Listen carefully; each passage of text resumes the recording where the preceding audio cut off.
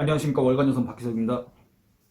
월간조선 최우석입니다. 이번 시간에서는 박희석 기자가 우리 월간조선 뉴스룸 인터넷에서 제 기사를 쓴 건데, 이재명 대표에 관련한 이야기입니다. 이재명 대표에 관련한 이야기예요. 이재명 대표의 최측근, 그러니까 성남시장 시절과 경기도지사 시절에 초대 비서실장을 맡았던 전 모 씨께서 극단적 선택을 하셨습니다. 근데 그분이 쓴 유서 형식의 메모가 6장인데 제일 첫 페이지에 이런 얘기가 있었다는 거예요. 이재명 대표님, 이제 정치를 내려놓으십시오. 유서에 그렇게 쓴 거예요. 제일 하고 싶었던 얘기겠죠. 죽기 직전에, 극단적 선택 직전에 쓴 거니까. 그런데 이재명 대표가 그 다음날 발인이라고 그러죠. 이 고인의 발인날 정치를 재개를 한 거예요. 네. 그러니까 이제 최측근이 극단적 선택을 하면서까지 정치를 좀 내려놓으라고 했는데, 이게 그런 정치를 내려놓지 않겠죠. 대통령 꿈꾸는 사람이니까. 그러면 최소한 그 고인의 애도 기간이라 그러죠. 네. 그때까지만이라도 그냥 좀 가만히 칩거를 좀 하던가. 네. 어떻게 발인날 그 정치를 재개합니까? 그러니까 이제 또 다른 얘기를 할 수밖에 없는데 이재명 대표라는 사람과 관련해가지고 네. 온갖 혐의가 있긴 한데 네. 대체 몇 명이 죽어야 됩니까? 이게 이재명 대표 사건에 연루되거나 또는 네. 이 사건으로 인해서 네. 검찰이 수사를 받거나 네. 내지는 피고발된 사람 중에서 네. 과연 몇 명이나 더 죽어야 되는 겁니까? 일단 여기에 대해서 문제 제기를 하지 않을 수가 없습니다. 이런 얘기를 분명히 했습니다. 네. 전모 씨라는 분이 네. 이제 스스로 생을 마감한 그날 네. 이게 이제 보도가 됐을 때 네.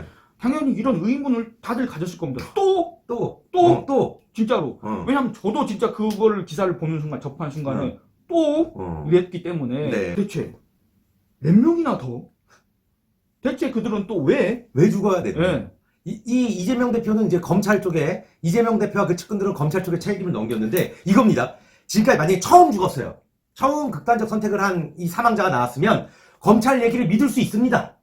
검찰한테 책임을 떠넘기는 게 이 논리에 맞을 수도 있어요.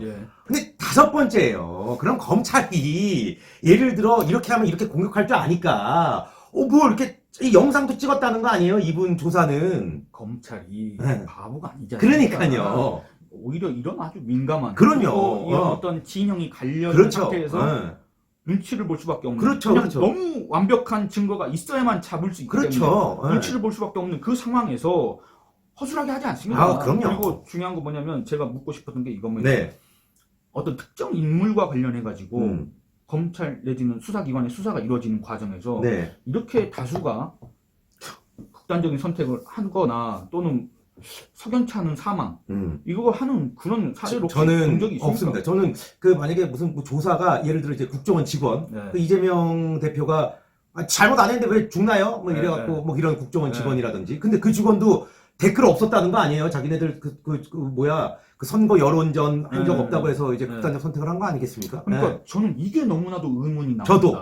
근데 이런 반응은 이재명 대표를 극렬하게 지지하는 사람이 아닌 한 의문을 품을 수밖에 없을 품을 텐데 수밖에 없죠. 여기에 대해서 이재명 대표의 반응은 그게 이재명 때문이냐 이거였다 그겁니다. 그게 너무 차가워요.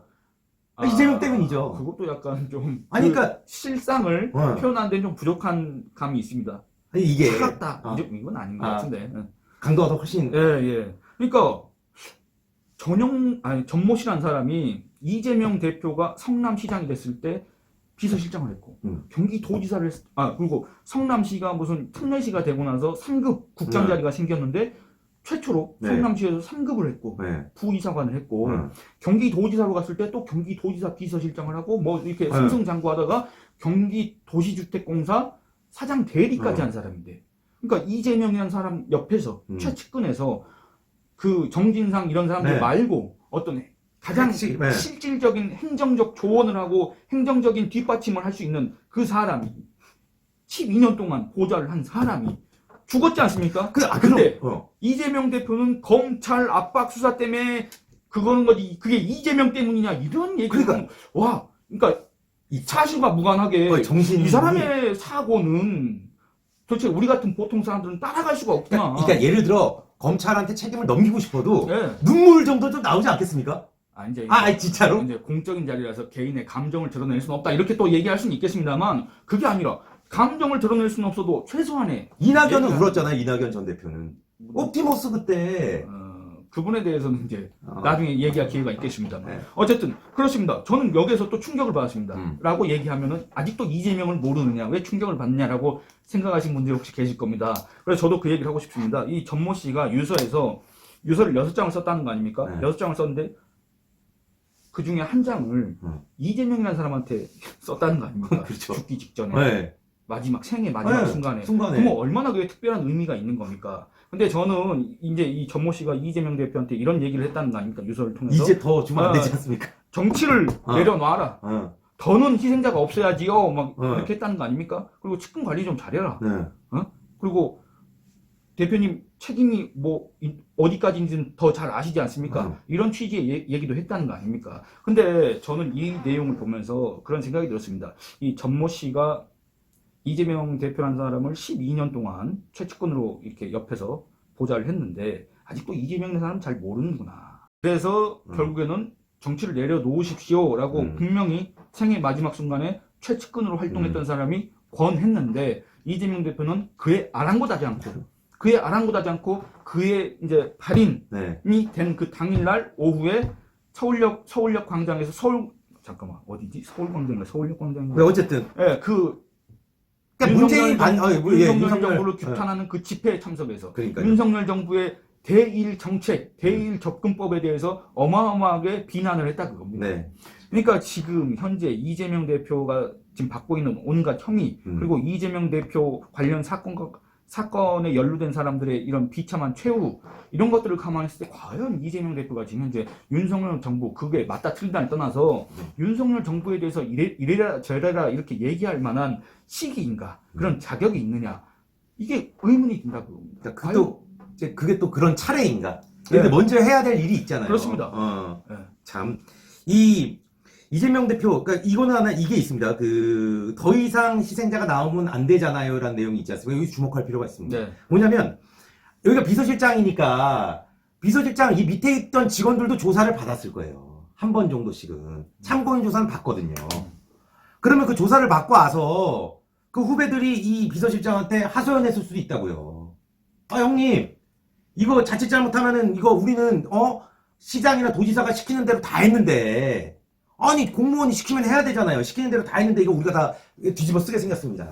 왜? 이 사람은 아무런 걸 인정 안 하잖아요. 이재명 대표는 아무것도 인정을 안 하잖아요. 그러니까 지금까지 이재명 대표가 주장한 내용을 종합을 해보면 온갖 문제는 다 이재명의 측근들이 한 거고 나는 몰랐다. 그렇죠. 그러니까 심지어 성남 FC 사건도 검찰 조사를 받을 때 정진상이 했단 말인가? 난 몰랐다. 이런 거 아닙니까? 그러니까 하다못해 정진상이 한 것도 몰랐다는 거 아닙니까? 그렇죠. 그러면 그 얘기를 접하면서 이 이재명 관련 사건에 연루돼 있는 사람들, 성남시 공무원들이나 경기도 공무원들이나 아니면 또 그 옆에서 비공식적으로 이재명과 함께했던 사람들은 그 얘기를 듣고 얼마나 충격을 받았겠습니까? 이 정진상마저 저런 취급을 받나? 정진상 저거를 저렇게 대우하나? 그럼 나는 어떻게 될 거야? 여기서 이제 불안감을 느낄 수밖에 없고. 지금 현재 이재명 대표가 온갖 혐의를 받고 있지만 확실한 물증은 지금 나오지 않지 않습니까? 그게 결국엔 반증한 게 뭐냐면 이재명 대표가의 연관성을 떠나서 어쨌든 그 측근들이 다 한 거고 이재명 대표가 측근들이 한 거는 난 모른다 이렇게 잘라버리기 때문에 그걸 지금 입증하기가 어려운 거 아닙니까? 그렇기 때문에 다 뒤집어 써야 됩니다. 결국에는 다 뒤집어 써야 돼요. 정진상이든 김용이든 뭐 유동규든 누구든 간에 다 뒤집어 써야 됩니다. 다 걔네가 했으니까 그 사람들이 했으니까. 그런데 실제로 지금 검찰이 주장하는 이재명 관련 범행에 가담을 한 사람들이 이득을 취한 사람들은 분명히 있습니다. 검찰 내용에 따르면. 근데 이 전 씨 같은 경우에는 여기에 가담해서 도대체 무슨 이득이 없었죠. 인사상의 이득은 얻을 수 있었겠지만 무슨 금전적인 따로 어떻게 기대할 수 있는 이득이 없지 않습니까? 그런 상황에서 내가 왜 독박을 써야 돼? 억울해 죽겠다 했는데 이재명이라는 사람은 거기에 대해서 나 모른다 이렇게 해버리니까 거기에서 느끼는 좌절감, 불안감 이런 것들이 결국에는 그를 이렇게 비참한 최후로 몰고 가지 않았느냐. 그러니까 지금 이 상황에서 앞으로 더 희생자가 나오지 않기 위해서는 이 전 씨가 얘기한 것처럼 부탁한 것처럼 희생자가 나오지 않기 위해서는 이재명 대표가 정말 당당하게 검찰 조사에 임하고 왜냐 검찰이 압박 수사를 했다는 거 아닙니까? 그럼 뭐 괜히 죄 없는 사람들 억울한 사람들이 압박 수사를 받는 걸 막아줘야지. 자기가 당당하게 검찰 조사에 다 나가고 구속되고 구치소에 가는 한이 있더라도 억울한 사람들의 희생은 막아야 될 거 아닙니까? 그리고 자기가 법정 투쟁을 하더라도 검찰의 압박 수사, 검찰의 과잉 수사 이런 것들을 갖다가 고발해야 되는 거 아닙니까? 이게 바로 과거 인권 변호사를 자처했던 이재명, 그리고 현재 지금 제1야당의 대표 이재명, 한때 대권을 꿈꿨던 이재명의 의무 아닙니까? 네. 이런 생각이 듭니다. 물론 네. 이거는 이재명을 모르고 한 얘기다. 이런 아마 댓글이 달릴 겁니다. 아하. 네. 여러분이 이재명 대표에 대해서 댓글로 많이 좀 알려주시면 그걸 또 참고해서 방송을 할 때 잘 참고하도록 하겠습니다. 네, 이번 시간 여기서 마치도록 하겠습니다. 감사합니다. 감사합니다.